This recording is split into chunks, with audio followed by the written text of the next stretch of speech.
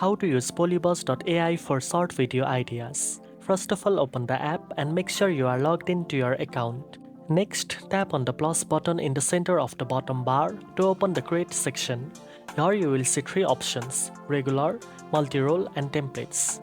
To generate short video ideas quickly, start with regular mode. You can type prompts describing the type of short video you want to create, such as funny skit, AI storytelling, trending challenges, or creative skits.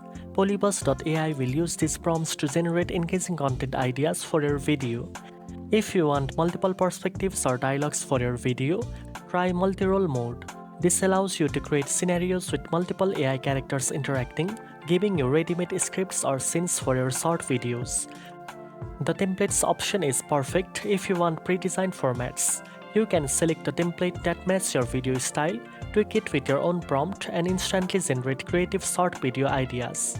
Once the ideas are generated, you can save them, edit your prompts for variation, and even use the AI characters and dialogues to produce engaging video content quickly. This makes brainstorming for shorts faster and more fun. Now you know how to use Polybuzz.ai for short video ideas.